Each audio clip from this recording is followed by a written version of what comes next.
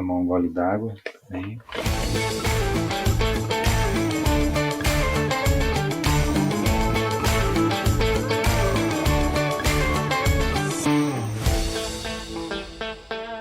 Fala pessoal, estamos aqui para mais um episódio do Sem Servidor, seu podcast sobre serverless em português. Hoje o episódio é bem especial, né? A gente está em casa, né? Vamos falar sobre como usamos serverless no Senior Labs, né? Que é o time de pesquisa da Senior Sistemas, que no caso, né, eu sou o coordenador. E para fazer o papo de hoje, né, trouxe aqui dois membros do time, né, dois convidados aí especiais para fazer esse episódio, né? Vontade era de trazer todo mundo, mas certamente ia ser uma loucura, né? Tá todo mundo nesse papo aqui, ia durar horas, com certeza. A gente gosta de tagarelar bastante, né? Então, acho que para começar aqui, né, vou pedir para o pessoal se apresentar aí, né? Primeiro convidado aqui, o Leonardo Fiedler, né? Um dos nossos pesquisadores. Como é que vai aí, Léo? Tudo certo? Fala aí, tudo certo? E aí, galera?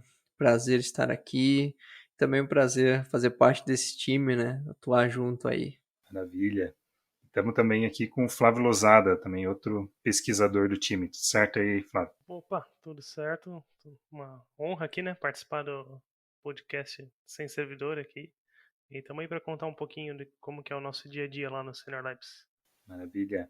E eu gosto também de sempre pedir para os convidados, né, falarem um pouco de si, né, explicar aí o background, e como que também entraram nesse mundo de serverless, né, para a galera aí que está ouvindo também conhecer um pouquinho melhor, né, nossos convidados.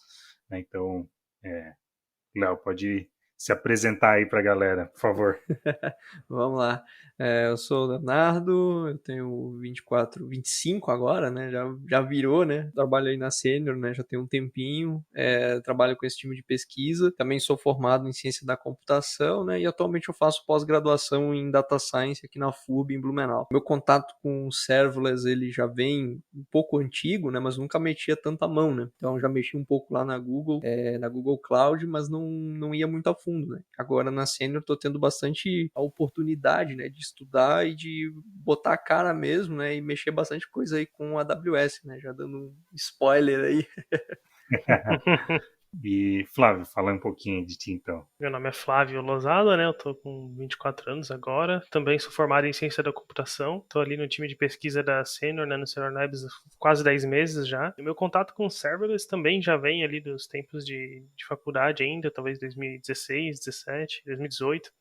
Mas na época nem sabia o que era serverless, né? Nem sabia que isso era serverless também. Então, contato ali com Firebase, da Real-Time Database da Google, coisas assim que a gente usava, mas não sabia que estava nesse conceito. Daí em 2018, depois eu ouvi falar sobre Lambda Function da AWS, né, que era na antiga empresa que eu trabalhava, o pessoal começou a usar e onde eu tive até o interesse de saber o que era, mas nunca usei na prática, assim, né? Nunca pratiquei nada com isso. Legal, até essa questão de usar serverless não saber, né? Tem bastante gente que está nessa, né? Usa S3, né? Sim, sim. E está usando serverless. Às vezes não tem uma aplicação completamente serverless, mas Uhum. está usando serverless Um no dia a recurso dia também. serverless, né? A Exatamente. gente, inclusive, já teve dívida perdoada pela AWS. E quem não, né? É verdade, essa história. Quem nunca teve que abrir um ticket para pedir um estornozinho, né? De coisa errada que a gente faz. É, no meu caso foi um estornozão, mas, É. mas fui perdoado. Erro de principiante.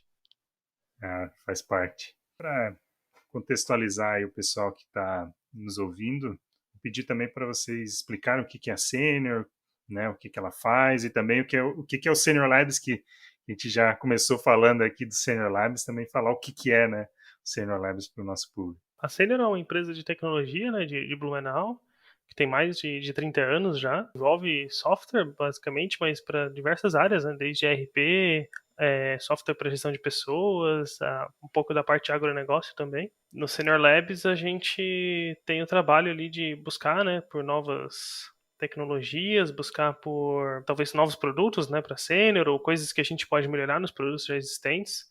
E a gente faz isso através de pesquisa, tenta, né, com essa pesquisa, colocar isso no produto, né, para virar agregar um valor para a empresa, né. Não sei se o Léo quer complementar ali. Sim. E vale lembrar que a gente trabalha com pesquisa aplicada, né? Então essa é a modalidade de pesquisa, né? Então ela é diferente da modalidade de pesquisa acadêmica, né? Aquela que se vê nas universidades, por exemplo, né? Então a gente normalmente não está focado em escrever artigo científico, né? Ou seja, testar uma hipótese, né? Testar alguma coisa e validar, né? Escrever isso em forma de artigo, mas sim pegar uma ideia, pegar um conceito, pegar uma tecnologia e aplicar para que seja validado, para que se transforme em um produto, né? Então, você pensa assim, vamos desenvolver um carro autônomo, né? Beleza, uma empresa pode querer falar assim, beleza, então vamos fazer uma pesquisa. Mas a pesquisa que essa empresa faria é uma pesquisa aplicada, ou seja, ela vai pegar as tecnologias, vai montar um protótipo e vai dizer assim, olha, a gente montou aqui um protótipo de um carro autônomo, entendeu? E claro, que vai precisar para escalar e tudo mais, né? Isso a gente documenta também, né? De outras maneiras, né? Mas é isso, assim, só para dar também esse contexto, né? Do que faz o nosso time de pesquisa. Só complementando também o que vocês já falaram, né? Muitas vezes uma nova feature, né, que vai ser feita, mas muitas vezes até a criação de um novo negócio sai dali também, né? Sim. A gente tem exemplo da fintech que saiu de dentro do time de pesquisa e vários outros exemplos, né? Então, é legal esse lado de buscar, né, novas tecnologias, novas ideias disruptivas, né? E aí tem a liberdade para fazer esse trabalho, né? Sim. E é legal também falar que a maioria dos nossos trabalhos ali são POCs, né? São protótipos, e depois a gente repassa isso para o time de produto da empresa, né? Da Senior, e eles são responsáveis por, né? Claro, tem toda a passagem de bastão que a gente faz, mas o que nosso time mantém são só as POCs, né? Então acho que isso é importante pro assunto aqui. E uma outra coisa também ali sobre o Senior Labs em si, né? Eu não sei se o Evandro vai deixar imagens aqui ou links, né? Mas tem uma página ali que o pessoal consegue ver imagens do Senior Labs, né? Mas a gente tem, por exemplo, um tour, né? Então a gente também recebe clientes, então vem o pessoal lá visitar, né? O pessoal lá, empresas parceiras da Senior vão até na Senior visitar e a gente mostra lá um pouco das nossas pesquisas, tem lá algumas coisas de demonstração, né? O pessoal brincar, interagir. Eu acho que isso também é bem legal de mostrar esse lado, né, do Senior Labs, né? Que é não só um laboratório de pesquisa, como também uma vitrine, vamos dizer assim, né? Para a empresa, né? E para os negócios também, né? Que isso também é a parte importante, né? Não é só para mostrar por mostrar, né? Fazer a vitrine para negócio também. Mas legal que até o Flávio comentou ali das POCs e tal, isso já conecta já com uma das primeiras coisas aqui que eu quero perguntar para vocês, ainda mais em alto nível, assim, né, a pergunta, né, ainda não entrando no nível tão técnico, mas queria entender de vocês, assim, se o que faz valer a pena ou não, né, a utilização de serverless em trabalhos assim que são de pesquisa, né, como que são feitos ali no Senior Labs. Eu acho que um dos primeiros pontos que a gente ganha quando se fala de serverless no time de pesquisa é a velocidade com que a gente tem de fazer o protótipo e levar ele para a produção, ou então até mesmo você pensar numa outra ótica de você usar os serviços que já estão ali prontos, né, para te facilitar, né? Então nem sempre tudo vai se resolver todo o teu problema, né? Você vai ter que fazer código fora também, você vai ter que integrar, enfim, mas a questão do serverless é que ele te dá essa mão na roda, né, tanto de serviço como também de hospedagem, né, de centro de base para ti, né? Então, em vez de tu ter que pegar máquinas, ficar alocando máquinas, tudo mais, você tem alternativas, né? Tem recursos. Eu pelo menos gosto de olhar para esse kit de ferramentas assim, né? E usar, né? Como um parafuso, uma chave de fenda, né? Recursos que a gente tem ali, né? Eu acho que outro ponto interessante também no fato como eu tinha comentado antes, né, a gente faz mais esse sentido de POCs, né? Então tem isso que o Leonardo falou da velocidade, mas tem a parte do custo pra gente também, né? Como A gente só vai pagar pelo que usa, sempre que a gente utilizar serverless, né? Então a gente só vai pagar quando aquele recurso for consumido, quando aquela lambda for executada. Então a maioria das nossas POCs ficam lá de demonstração, não são projetos que estão em produção, né, ativos. E aí a gente só vai pagar mesmo quando for demonstrar algum projeto, né, quando estiver em fase de testes ou estiver ali na passagem de bastão. Mas depois que o projeto ficar lá parado para futuras demonstrações, a gente não está pagando por isso, né? Boa, boa. Essa questão aí do custo é bem interessante mesmo.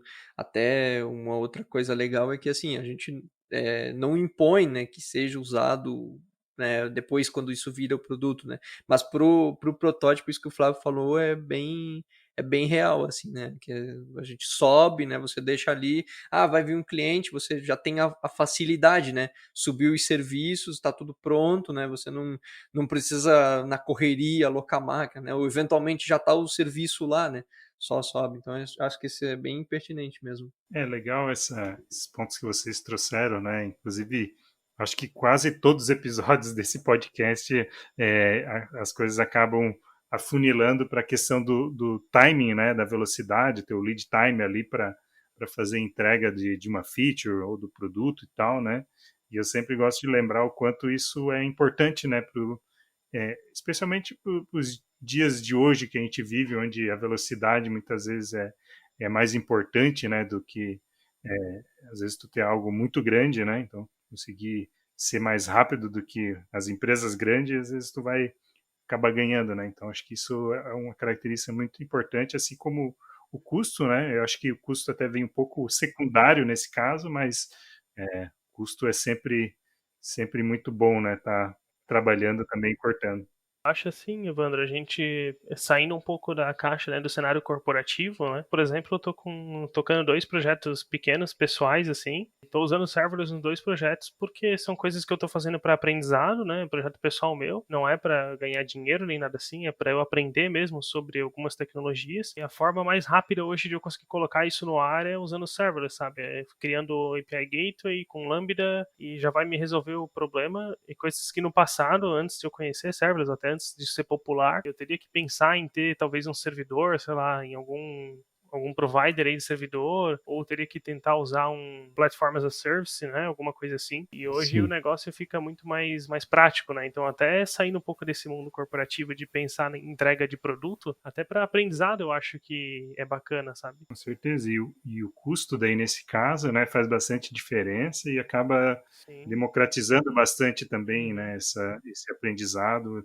democratizou os recursos computacionais, né, para qualquer pessoa, né, basicamente, né, que Sim. queira trabalhar com isso, né, estudar. Acho que ficou muito legal. E vindo assim nessa mesma linha, né, até mesmo pegando o gancho ali do que o Evandro e também do que o Flávio falou agora, o nosso time de pesquisa, ele tem normalmente, assim, deadlines vamos dizer assim, entre aspas, gatilhos, né, então você trabalha com momentos, né, então você tem que fazer a coisa acontecer quando aquilo tá no momento, quando tá na tendência, né, porque as coisas de pesquisa, elas variam muito, sai uma tecnologia nova, todo mundo quer testar, todo mundo quer brincar, e se você não aproveita esse momento, você não brinca enquanto ela está ali quente, você acaba perdendo oportunidades, esfria, você tira muito o foco do seu entregável, né? Você começa a focar, pô, eu tenho que fazer arquitetura, eu tenho que projetar. Você não vai focar naquilo que você quer resolver, mostrar o seu conceito, né? Provar, né, se aquilo funciona ou não. A gente quer fazer, sei lá, um reconhecimento facial aqui de alguma coisa, vamos supor, né? Reconhecimento de caixinha de leite. A gente quer fazer isso. Beleza.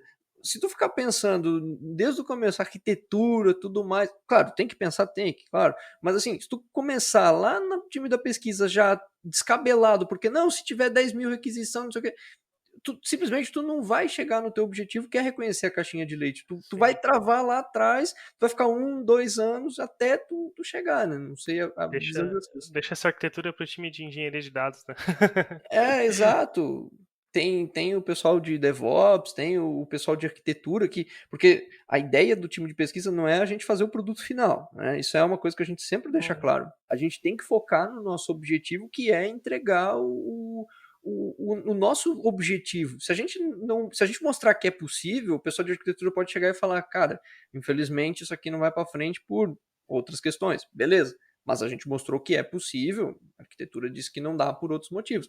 Mas se a gente já aqui parar e ficar só na arquitetura, vamos ficar um ano aqui desenhando arquitetura, projetando, até chegar no desenrolar. Muitas vezes o timing, né, ser um timing do mercado, né, às vezes é uma oportunidade, né, digamos que, né, nós estamos aqui gravando para quem estiver ouvindo no futuro, né, a gente está gravando em tempos de pandemia, né, e às vezes é uma solução que é para a questão da pandemia, então não dá para perder o timing do mercado por conta disso, né, tu não pode, né, passar 6 meses pensando na arquitetura para fazer o negócio, tu tem que fazer algo rápido, já botar rápido, porque às vezes vai ter alguém pensando a mesma coisa para fazer isso, né? Exato. Eu acho que serverless é legal também para acelerar isso, né? E aí a maturidade conta, né? Porque quem gasta tanto tempo, né, na arquitetura e não bola no todo, né, não tira a brincadeira, também não está tirando insights, não está avançando. Então, esse que eu acho que é o legal de conseguir dosar com serverless. Como é que é isso no dia a dia? Geralmente é serverless first para pesquisa ou é ponderado? Como é que vocês veem isso hoje no Senior Labs?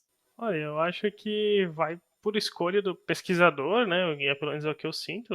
Que a gente não tem assim, né? Não, a gente vai usar serverless. Acho que tá quase unânime já entre todos os pesquisadores ali, porque realmente pra gente é muito mais, como a gente já falou até agora aqui, é muito mais rápido, né? Então, isso que o Léo falou de, pô, a gente não impõe, realmente, não é imposto, mas acaba que é o jeito mais prático. Tem situações que não vão atender, né? Por exemplo, nem tudo se vai resolver com Lambda, principalmente coisas de dados, às vezes. Às vezes a Lambda não é o caminho ideal, você vai ter que usar outros recursos, talvez a AWS, né, lidar com massa de dados e coisas assim, mas ainda assim dá para usar recursos serverless, né, mesmo sendo outros serviços. Às vezes algumas coisas, né, de biblioteca também, por exemplo, com Lambda fica mais complicado. Até agora, né, a gente tem o Lambda com container, né, que já ajuda bastante. A gente subiu um container lá na Lambda, mas eu, por exemplo, já presenciei uma situação nessa última semana que com o container não ficou legal porque o container estava grande e aí eu acabei usando com layer mesmo, foi o que resolveu para mim, sabe? Que a gente já acabou entrando um pouco em detalhe técnico, né? Eu queria normal, né? A gente não consegue fugir disso. É difícil. Queria assim materializar um pouco para quem está ouvindo, né? Um pouco de como que no time de pesquisa assim são arquitetados alguns projetos até para exemplificar, né? Vocês têm algum projeto assim que a gente pode falar sobre assim para explicar um pouco da utilização de serverless na prática, assim? Eu acho que um legal é o de cesta de compras e o Flávio é a pessoa que sabe falar. Tem vídeo, eu acho que é o Garota propaganda? case. Dá até pra achar no LinkedIn, né? Isso. O legal é que o Flávio pode falar e a pessoa pode ver o vídeo, né? Então acho que fica bem legal para materializar. É verdade. Bom, no projeto de cesta de compras foi um projeto que a gente puxou ali dentro do Senior Labs mesmo, não foi uma ideia externa, né? Não foi uma solicitação de mercado, não foi algo do produto, a gente puxou esse projeto para gerar insights mesmo para o nosso time, né? Então a gente estava ali com alguns projetos finalizando e a gente pensou, bom, vamos tentar, né, a gente tem um produto aqui de gestão de supermercado e o que a gente pode trazer para esse produto? E a gente pensou, vamos fazer a cesta de compras, porque é algo que, beleza, já existe, né? Já tem outros players maiores que já tem isso, mas trazer isso para dentro do universo da Senior, né? A gente conseguiria ter esses dados também de compras e tal, e depois, num futuro, dá para trabalhar com os dados e coisa assim. Então, essa foi a ideia do projeto, né? Trazer insights para o time de pesquisa. E aí, o projeto, basicamente, a gente usou IoT, serverless. Com a IoT a gente tem lá um Raspberry para controlar a cesta com uma câmera, que daí é uma cesta de compras mesmo, e você vai passar os produtos com um código de barras, né, que a gente usou para ser mais rápido ali um marcador fiducial, né, um fiducial marker. Então, o marcador vai estar no produto e você reconhece na câmera e aí a câmera vai computar que foi adicionado um item na cesta. E aí por trás, né, tem toda a arquitetura desse projeto, que a gente utiliza basicamente serverless, né? Então, a gente usa Lambda com IoT Core para fazer a inserção dos produtos. O que mais a gente vai ter ali de serverless, né? Porque basicamente a API, né, para cesta, a parte do IoT Core, que também é serverless, né, e as lambdas. E aí funciona... e o DynamoDB, né, o DynamoDB ali para fazer o controle, né, toda essa gestão dos itens que estão na cesta e coisa assim, né. Eu tinha 2 aqui para citar, pode? Pode, vai lá, vamos lá, vamos falar um pouco de serviço, que eu acho que isso que é legal, né? Depois até vou deixar o link também do vídeo aí que o Léo comentou, que o Flávio fez da cesta, né? Que é legal ver funcionando a cesta e conectar as coisas, né? E aí é legal saber, né, o que está rodando por trás ali de serviço. Claro que aqui não dá para ter uma ideia precisa, né? Mas acho que é legal saber, pelo menos, o que compõe. Acho que é legal. Manda ver aí, Léo, o que eu tenho aí também de. Eu tenho dois, e para não falar que é unânime, né? Eu vou trazer um exemplo aqui também de caso que a gente não usou serverless, né? Que até virou palestra no TDC, né? Que é o classificador de grãos, né? Um projeto que eu participei. A gente fez um classificador de grãos de arroz, e esse projeto não foi usado nada de serverless, né? Então foi tudo feito local, inclusive treinamento, toda essa parte, né? Porque trabalhava com imagens, então a gente reconhecia as imagens dos grãos de arroz, né? Então a gente olhava lá as imagens, classificava nas categorias, né? E esse projeto não foi usado nenhum tipo de coisa serverless, né? E por quê? Porque esse cara no final ele vai ser dado para o cliente, né? E ele vai ser rodado numa máquina física, né? Então vai ser um negócio que vai ficar rodando integrada junto com o hardware, né? Numa máquina local. Então não faz. Esse é um exemplo, né, de que não faz sentido você usar coisas serverless porque não teve diferença, né? E como o treinamento a gente não tinha lá grandes milhões de imagens, nada, não era nada muito complexo, dava para treinar numa máquina comum, não havia necessidade. Então, só para dar um contraponto, né? Para não parecer também, né, que há cenários em que não é necessário, e esse foi um. E um, Talvez, né, com 5G e Edge Computing dá para fazer, né? exato. Quem sabe, né? Assim, é questão, é muito questão de negócio, né? Na época, Sim. quando foi começado o projeto, esse era um requisito, né? Rodar local numa máquina. Então, foi por esse tipo de questão. E um outro bem legal aí, que é um projeto que a gente está trabalhando, que é um lembrete de ponto. Né, a gente fazer a lembrança do ponto, né? Então as pessoas vão fazendo a marcação, a gente tem um modelo, a gente treina. E esse cara aí foi bem massa, porque esse cara a gente fez ele todo serverless. Então, assim, né? O funcionamento dele como um todo ficou tudo serverless. Então é bem bacana, porque a gente tem o SageMaker para treinar o modelo. A gente, depois do treinamento, a gente sobe uma máquina, né, um endpoint, né, o próprio SageMaker, você consegue fazer isso, então você já sobe uma instância para fazer inferência, aí a gente tem uma lambda, enfim, tem agendamentos, então a gente usa o CloudWatch, cara, a gente usa um monte de serviço ali, o EventBridge a gente usa também, né? O EventBridge a gente usa para fazer os agendamentos, né? Então, assim, o sistema todo ele funciona tudo integrado, né? Então, tudo funciona por meio de eventos e notificações, né? Então a pessoa bate o ponto dela, né? Durante a semana. Lá no sábado a gente executa, pega todas as batidas da semana e gera as previsões da semana seguinte, né? E aí isso tudo fica comunicado com um bot, né? Um bot no Teams, que daí notifica a pessoa, né? E faz o lembrete ali com 10 minutos ali de diferença para lembrar a pessoa de bater ponto. E esse é um case muito legal porque a gente não só usa serviços básicos, né? A gente usa básicos assim, Lambda, né? A gente usa também EventBridge, então assim, deu muito trabalho, né? De botar os serviços, fazer o SageMaker, fazer o SageMaker subir o endpoint, o endpoint fica vivo ali só para gerar as coisas, no final ele morre também, então tem todos esses controles, né?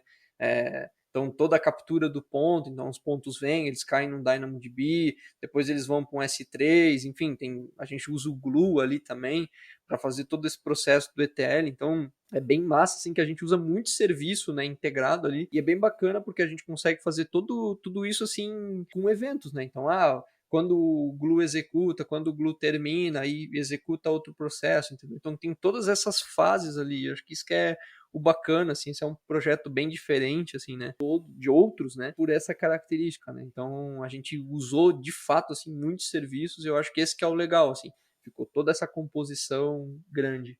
Legal, esse é o tipo de projeto que o diagrama, né, dele fica gigantesco, né, com um monte de Uhum. serviço conectado, mas vejo assim que, pelo que tu está explicando do projeto, né, não foi reinventada a roda para as coisas, né, tu foi utilizando os recursos que daí, no caso, o Cloud Provider ali tinha, no caso da AWS, né? Aí juntando essas peças e fazendo o teu sistema funcionar como precisa. Então, tu usou ali a questão de treinamento do modelo, né, a Isso. parte computacional, de armazenamento, tudo serverless, né, para compor uma aplicação maior, né, que tudo isso funciona de forma harmônica, né? Isso aí. Eu não expliquei tudo aqui cronologicamente, porque se eu fosse explicar nos mínimos detalhes, eu acho que eu ficaria um bom tempo aqui, né? Então a gente eu falei aqui os serviços, né? Mas assim, o legal disso tudo é bem isso que tu comentou, assim, a gente usa de forma harmônica todos eles. E no final das contas, né, a gente até cogitou durante o projeto, assim, vamos fazer uma cron em algum lugar.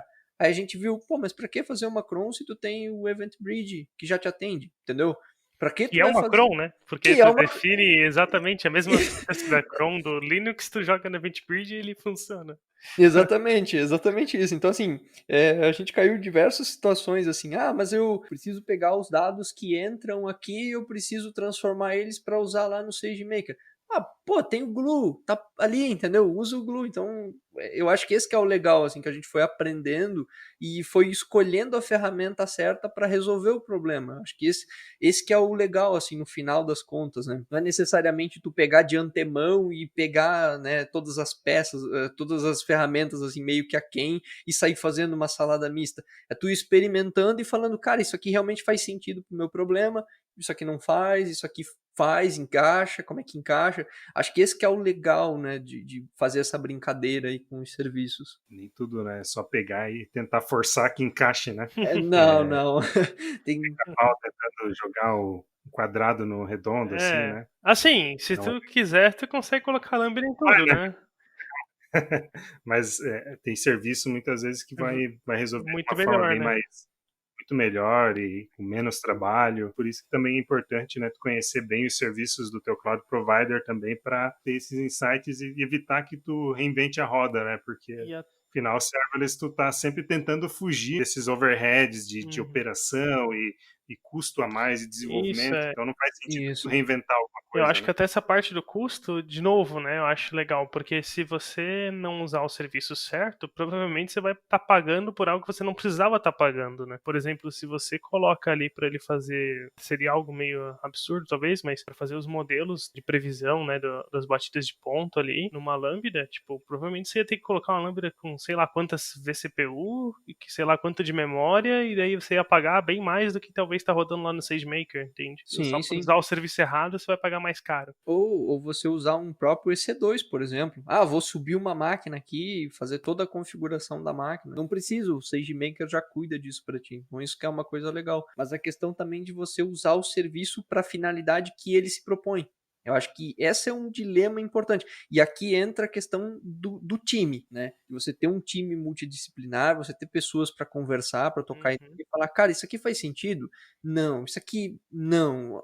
Isso faz. Porque às vezes, cara, você entra ali numa ideia e você começa a resolver, fecha no mundo, né? Eu quero resolver numa lambda aqui, o cara fica ali Uhum. um tempão naquela lambda e quando vai ver, cara, tem um outro serviço aqui, sabe? Que te resolve, que te atende, né? Esse ponto da equipe eu destaco também, né? De você ter pessoas que nem o Evandro falou, conhecer os recursos do Cloud Provider e ter pessoas do seu time que também conhecem para trocar informação, trocar ideia. Esse caso da cesta de compras que eu comentei antes, inicialmente a gente definiu que ia usar o DynamoDB ali, né? Porque era mais prático, ele é serverless também, ele escala, apesar de a gente não precisar da escalabilidade agora por ser uma POC, mas ele vai escalar, né? De acordo com a necessidade e tal. Isso na primeira versão que a gente montou ali da cesta, ele atendeu legal e tal, mas agora a gente já está trabalhando num segundo modelo, numa segunda versão da cesta ali, uma melhoria nela, na verdade. Já o DynamoDB já não tá. Ele atende, mas assim, poderia ser melhor, sabe? Ele já não proporciona tanto facilidade na hora de trabalhar com os registros, né? E aí começa a perceber que talvez um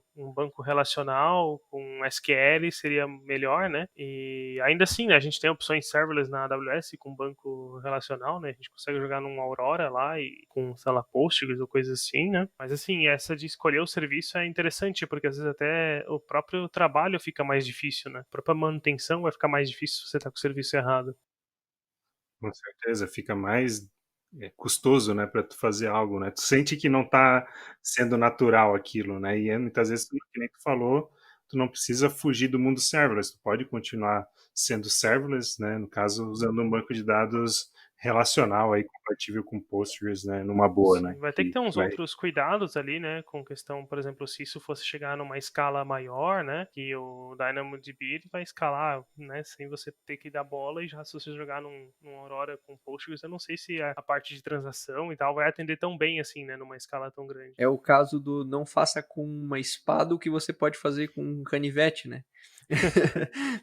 E a gente vê isso de vez em quando, assim, né? Quando, por exemplo, pegando o exemplo do Flávio, do DynamoDB, eu percebi em uma situação que a gente estava aqui, não era legal fazer alguma coisa, uma determinada coisa com DynamoDB, quando eu já estava fazendo um for em todos os registros para filtrar, cara, eu olhei e falei, ok, eu acho que estou usando a coisa do jeito errado. É. E mesmo se, né, porque o DynamoDB ele te limita bastante assim na parte de consulta, né? Você só consegue consultar as coisas pelos índices, né? Se você precisa consultar algo e usar a query dele lá, né, consulta, query mesmo, ele já funciona diferente, porque ele vai te trazer os registros primeiro com base nos índices, né? Então tu vai pagar por tudo. E depois que ele já está no cliente, que ele faz a query nos registros. Às vezes não vai sair tanto, né? Tem pouco registro, mas às vezes compensa mesmo usar um outro banco para isso. Acho que esse papo de utilizar a ferramenta correta, acho que até transcende, né, a questão de serverless, né, de uma forma geral. Nosso papel é a gente conseguir, né, olhar para isso e usar a ferramenta certa para resolver o problema que a gente tem, né? E aí, até pegando um gancho nessa questão do banco de dados relacional, numa prova de conceito que eu fiz, utilizei um banco relacional com serverless, que muitas vezes é algo que é contestado, né? Só que para o problema de negócio que eu estava provando ali, eu precisava que tivesse uma garantia que só o banco de dados relacional consegue me dar, né? Um DynamoDB não consegue. Eu teria que fazer uma manobra gigantesca para usar o DynamoDB, o que daí não faz sentido, né? Perde o propósito, Sim. né? Então, cara, vai de relacional mesmo. E aí, né, com a Aurora, no caso que foi o que eu utilizei, consegui um throughput extremamente alto. Mas, claro, tem algumas preocupações que tem que levar em consideração, em questão de leitura, principalmente, mas é possível e faz sentido para muitos cenários. Então, Sim. não dá para levar como regra, né, nenhuma coisa nem outra, né? Tem que sempre... E até nessa ainda do banco de dados, né? Se você pegar uns cases que tem da AWS, assim, muita gente consegue resolver isso, né? Usando serverless ainda, com filas, né? Com tópicos e, né? Fazendo umas manobras ali, né? Então, tipo, em vez de você bater direto lá no banco de dados e estourar o throughput dele, você começa a jogar isso para filas e daí a fila de tempo em tempo vai adicionando uma lambda que insere no banco de dados. Tem essa questão da transação ali, né? Que com DynamoDB, tipo, fica meio complicado se você acabou de inserir, você quer consultar, aí se você vai ter que usar uma leitura consistente, já vai pagar um pouco mais por isso, então... Essa questão de conexão, no caso do RDS, tu tem um RDS proxy para te ajudar, mas geralmente a abordagem melhor, até para uma questão de throughput, né, uma arquitetura aí que seja assíncrona, vai te ajudar, e até daí fica a dica, também vou deixar daí o link aqui na descrição do podcast, os modelos arquiteturais que o Jeremy Daly documentou, que tem bastante desses cenários, né, de como tu proteger o teu banco de dados relacional, então tem vários padrões arquiteturais pensado para serverless para ter esse tipo de cuidado, então é bem legal.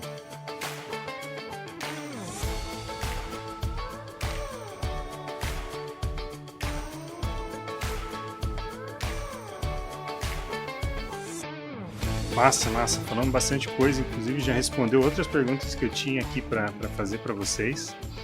Eu queria saber um pouco de vocês agora com relação a ferramental, né, para esse dia a dia, né? Vocês estão ali fazendo as pesquisas, trabalhando. O que vocês usam de ferramenta assim para facilitar o dia a dia, né? Ferramenta na IDE, né? Windows, né? Linha de comando. Né? Windows. Linux. Polêmica. Polêmica. Tendo sempre para o Linux. Tenho mais facilidade. Eu sempre desenvolvi com Windows, né? Eu comecei com Delphi, inclusive, então, né, era Windows based ali e nunca tentei pro Linux, né? E hoje em dia não preciso mais, porque PowerShell me fugiu o nome agora, mas o Linux tem tudo. WSL. Isso, WSL2 é sucesso, assim, né? Eu fico no meu Windows bonitinho aqui. Mas falando um pouco das ferramentas, ferramenta de desenvolvimento, basicamente, né? Visual Studio Code tem essa questão aí de colocar as coisas mais rápido no ar, eu procuro muito ir pelo caminho de Python e Node.js, porque é o que me dá mais agilidade, assim. Se eu já tentar partir para um Java ou coisa assim, eu acho que eu ia ter um freio, assim, né, na minha produtividade. Então eu prefiro para esses dois caminhos. E aí bastante ali com os textos de code e a parte daí para arquitetura serverless, né, arquitetura AWS, eu costumo trabalhar bastante com o SAM daí, né, para fazer a infraestrutura como código. Prefiro até o SAM ao CloudFormation, por exemplo, né, por mais que às vezes a gente precisa usar recursos do CloudFormation dentro do SAM ali, do template, mas eu acho até os comandos do Sam muito mais prático, né? Ele é mais interativo. As minhas ferramentas aqui, eu já sou do time Linux, né? Já venho fazer um contraponto aqui. Mas eu não tenho nenhuma treta aí com Windows. Acho que cada um usa a sua. Eu uso o Manjaro aqui. Inclusive o meu tava quebrando aqui. O pessoal tava rindo da minha cara porque tava travando.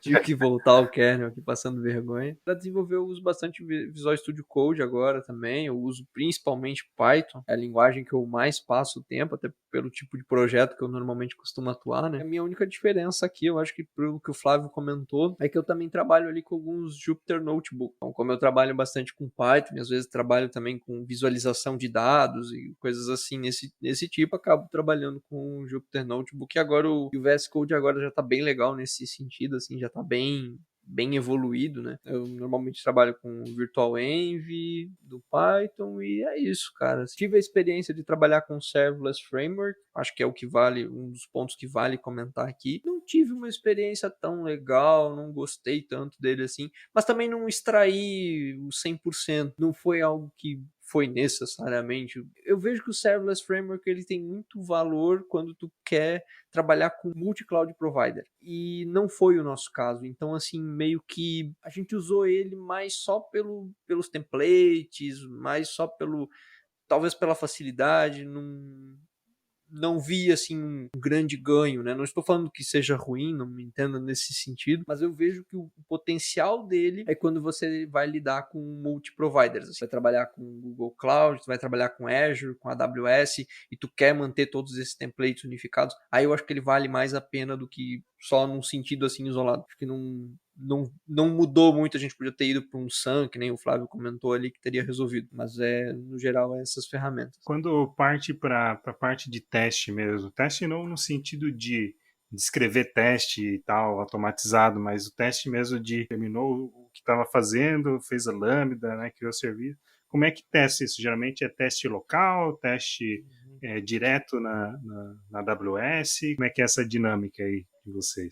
Só antes de comentar esse negócio do teste, eu queria puxar um ponto ali da parte do Serverless Framework. Eu ainda não trabalhei com Serverless Framework, mas sempre que eu pesquiso alguma coisa do SAM, né, e aí acaba caindo em tópicos também do Serverless Framework. Uma coisa que até o Evandro pode ajudar depois ali, que eu achei bacana é que ele tem plugins, né? Então você consegue colocar plugins no Serverless Framework para ele fazer coisas que ele puro não faria. Pelo menos eu encontrei coisas assim, né, nas minhas pesquisas de help mesmo, assim, de ajuda de problemas. É bem legal a parte de plugins dele, tem uma comunidade bem grande que ajuda a criar plugins específicos. Até ouvi um podcast recentemente de um brasileiro, inclusive, que mora em Amsterdã, onde na empresa dele eles criaram um plugin específico para gerar. Eles utilizam Terraform, né, na empresa, e aí eles criaram um plugin da empresa para transformar aqueles comandos do Serverless Framework em comandos Terraform. Por padrão, ele gera CloudFormation, né? Ele tem esse poder, o que é bem legal, né? Ele é bem customizável e tu pode criar plugins específicos para teus problemas, né? Então isso é bem interessante.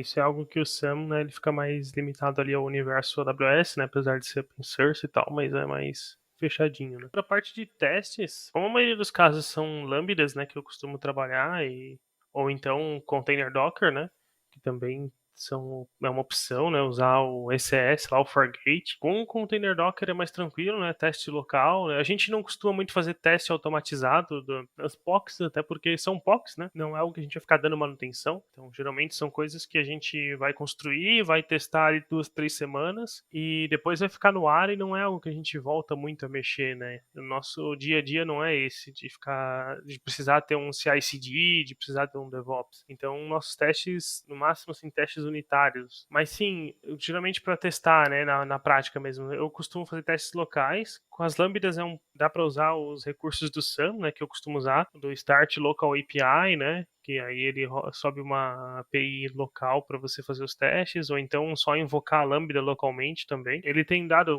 às vezes eu me incomodo um pouquinho com esses negócios, porque tem que sempre estar na versão certa, né? Esses dias eu descobri que eu precisava usar o OpenCV ali e já não funcionava no Python 3.8, e daí aí eu não tinha o Python 3.7 na minha máquina, aí eu falei, é mais fácil subir para AWS e testar lá, né? Então tem situações que eu prefiro subir e testar, mas normalmente eu testo tudo primeiro local, API local, ou então invocando a Lambda localmente. E aí o que dá mais trabalho é a parte do banco também, né? O DynamoDB. Até, tipo, tem que baixar um container Docker dele, subir esse container, né? E é um negócio que eu descobri esses dias também de ferramentas que já existe há um tempo, mas eu não sabia. NoSQL Workbench, que é muito útil, porque antes eu estava criando sempre as tabelas do DynamoDB via linha de comando. Quando você tem uma tabela com muitas definições de global index, né, de secondary index, fica um comando muito grande, né? Você tem que criar um JSON gigante ali para criar essas tabelas. E aí o NoSQL Workbench é muito prático. Assim, eu, pelo menos, sou muito orientado a cliques, assim, né? Sou um programador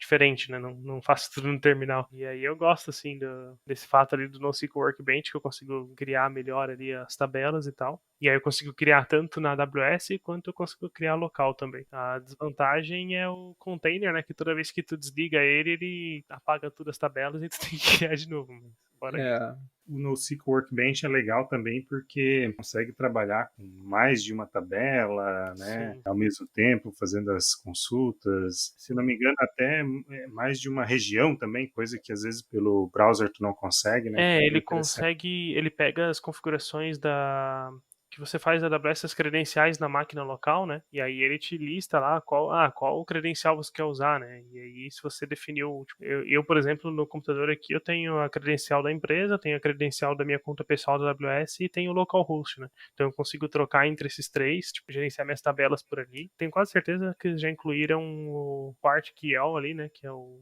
SQL do DynamoDB, também no Workbench já. Eu sou o carinha chato do terminal que fica criando bash para fazer exatamente a mesma coisa do Flávio. Tinha justamente esse mesmo problema, até era um problema que eu e o Flávio a gente já conversava, né, sobre esse, pô, desliga o negócio, quero testar aqui. E uma vez eu desliguei ali, tinha esquecido de fazer um teste. Eu olhei e falei, cara, tem que subir tudo de novo. Aí pega os comandos. Aí eu falei, quer saber? Vou fazer. Aí comecei a fazer script para deixar as coisas ali. Mas agora tendo esse recurso aí é legal também. É legal de testar local. Eu testo local, adoro testar local. Não é nem só pela questão do custo, né? Embora o custo seja um ponto, eu acho que não é nem só por isso. Eu acho que a velocidade que tu ganha de fazer as Uhum. mudanças, tu tá ali, porque, cara, tu vai fazer a mudança, tu vai fazer o deploy, aí tu espera o deploy, sabe? Aí, sabe? Aí tu testa, vai lá, clique. Ali é tão fácil, tu dá um comando, né? Pra não acharem que eu tô só detonando o Serverless Framework aqui também, né? Não ficar conhecido como o cara que critica o Serverless Framework. Eu achei bem bacana que ele já tem uns comandinhos ali bem legal, né? Pra você testar. Ele te dá um logzinho bem bacana ali, bem detalhado, assim, com erros e tal, aponta. Então, assim, eu acho bem legal essa parte, assim, que é bem massa, assim, é bem intuitivo, né? A UI deles ali, mesmo no terminal, mas é muito facinho de brincar ali, tu dá um SLS, invoke ali, aí tu só passa a porta local ali, né, de onde está o teu Docker, ali, teu container, ele já aponta local e só ser feliz. Na opinião de vocês, assim, quais os principais desafios ou dificuldades assim no dia a dia do desenvolvimento serverless? O que mais vocês enxergam aí? Eu tenho, assim, às vezes eu fico um pouco travado, né, ali com a parte do SAM, na parte das lambdas, né, que eu acho que ultimamente, assim, é o que tem mais me incomodado, porque ele não é muito claro. Quando você tem um template, né, por exemplo, eu tenho uma API que eu vou ter 4 ou 5 lambdas, né, eu tenho uma API que são endpoints que apontam para 4 ou 5 lambdas diferentes, né. A organização dessas pastas no teu repositório, como que ele vai subir, isso ele não deixa muito explícito pra ti, assim, aí às vezes tu acaba ficando travado, tipo, por coisas que são simples, né? Por exemplo, teve um caso recente que eu tinha ali as minhas lambdas, né, separadas uma em cada arquivo, 4 lambdas, 4 endpoints, só que elas estavam no mesmo diretório. E aí quando você vai subir, ele sobe dentro das 4 lambdas, ele sobe os 4 arquivos.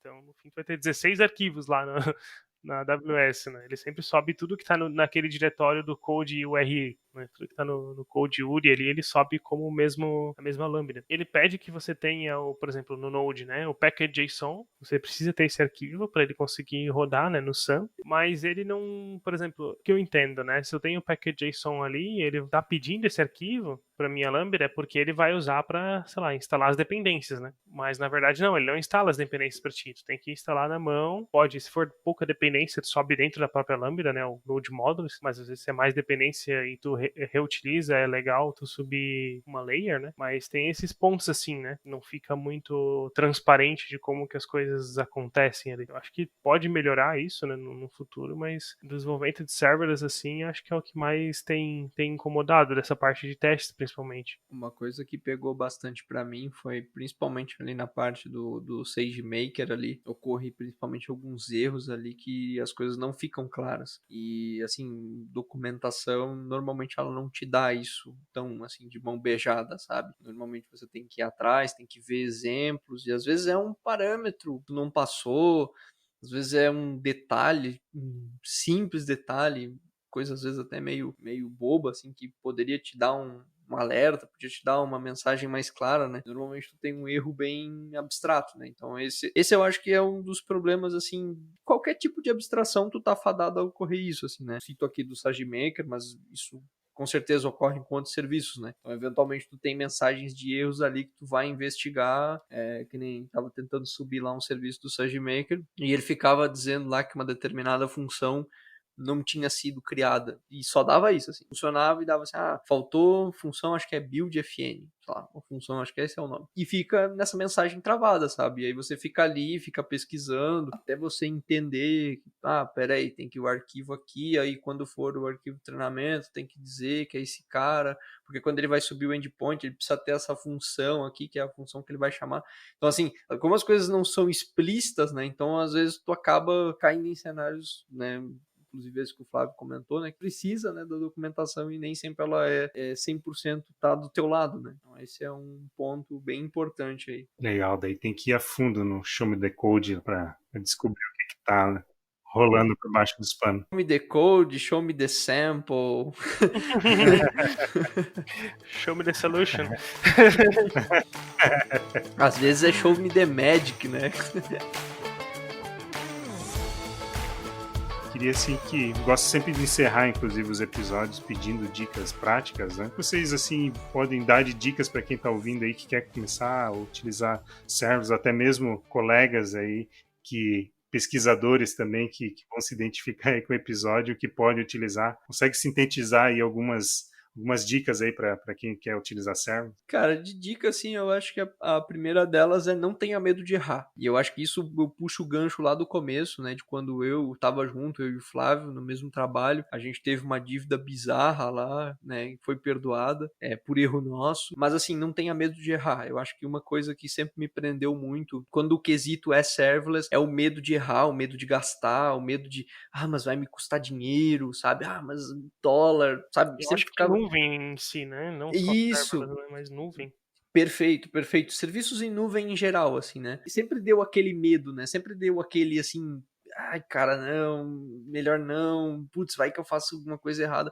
Eu acho que, assim, vai, porque tu vai fazer alguma coisa errada, sabe? Toma cuidado, né? Não tô falando pra você ir de qualquer forma, né? Ir de forma displicente, não. Mas, assim, vai com cuidado, estuda, mas vai, arrisca. Porque errar todo mundo vai errar. Eu acho que a minha principal dica aqui pra questão de serverless é assim, pegue um projeto aí que você tem, um projetinho pequeno aí que você quer fazer, sabe? Projeto de final de semana. Não pensa grande, pensa coisa pequena. Vou fazer um sitezinho aqui para mostrar alguma coisa, vou fazer uma brincadeirinha aqui. Coisinha pequena. E vai brincando, vai exercitando. Né? Eu acho que esse que é o principal, assim, né? Eles dão bastante exemplos, mas eu acho que os exemplos ele já vem pronto, então eu não acho tão legal. Eu acho que é mais legal você fazer a sua solução, né? E claro, usar os exemplos, usar o material e tentar e fazer. Acho que é minha dica seria essa, assim, tente, faça, não tenha medo de errar, não tenha medo de perguntar, não tenha medo de compartilhar o que deu certo, o que deu errado, e aprenda com isso. Eu acho que em serverless, no geral, não vejo algo como o 100% certo, 100% errado. Eu acho que é tentativa, erro, aprendizado, falar isso aqui funciona, isso não funciona, enfim, ir evoluindo. É legal esse ponto que tu falou de compartilhar, né? Não tem certo e errado. Acho que especialmente para a comunidade serverless que a gente está tracionando ainda no Brasil, especialmente, né? Acho que é muito importante compartilhar esse conhecimento, mesmo que seja um projeto pequeno ou que tenha dado errado, compartilhar o que deu errado também, que eu acho que isso ajuda, né, a construir esse conhecimento da comunidade como um todo, e aí vai todo mundo se ajudando, né? Acho Sim. que isso é bastante importante mesmo. Acho que nessa parte que o Léo falou ali, né, de não ter medo também, e até uma parte de custo e tal, caso você tenha esse receio, na AWS pelo menos você consegue ativar alarmes, né? Então, tipo, eu coloquei lá que eu queria meu custo máximo de 1 centavo. Então, qualquer coisa que saísse do plano gratuito, ele me manda e-mail. É um jeito bem legal, assim, de se controlar, tipo, né? Às vezes coloca ali, $10, né? Então, se passar de 10. Quando chegar nos $10, ele vai te mandar um e-mail, tipo, ó, que você já consumiu, tá chegando nisso aqui. E aí você consegue ir lá e desligar as coisas, né? E sei lá, o que tava no ar. Aí a outra dica, né, pra quem quer dica prática, né? Quero começar com serverless. Quem quer começar assim, vai ali no Google, digita criando encurtador de URL serverless, né? Pega o primeiro link que aparece e Já vai. tenta reproduzir. E aí começa dali, sabe? Ali ainda não vai nem ter lambda nesse exemplo. Aí depois você começa a editar, coloca uma lambda ali para fazer alguma coisa, talvez armazenar esse encurtador em alguma coisa ou mudar, né? Enfim, começa a fuçar a partir dali. E documentação, né? Sempre do provider que você estiver usando, né? Google, AWS, Microsoft, sempre junto. As bibliotecas de infra como código, né? De serverless como código, né, o serverless framework ou o SAM, são bem úteis também para quando você quiser replicar alguma coisa. É legal estudar um pouquinho como eles funcionam, porque muitos projetos que você acha no GitHub usam esse tipo de plugin, de biblioteca. Se você não entende como eles funcionam, fica complicado você replicar o projeto. Então é interessante estudar um pouco como eles funcionam, esse tipo de biblioteca, né, que é basicamente um template YAML ali. Para quem conhece já DevOps, coisa assim, vai ser bem tranquilo de entender, assim. Vale a dica aí. Vocês falaram de ativar o alerta da AWS, eu só ativei o meu depois que eu tomei o prejuízo, né? Aí eu resolvi ir lá e ativar e também botei um limite lá para eu não tomar muito susto no cartão de crédito depois. É Que aprendizado. cartão de crédito não é limitless, né? Sim. Não, esse não. Esse nunca é.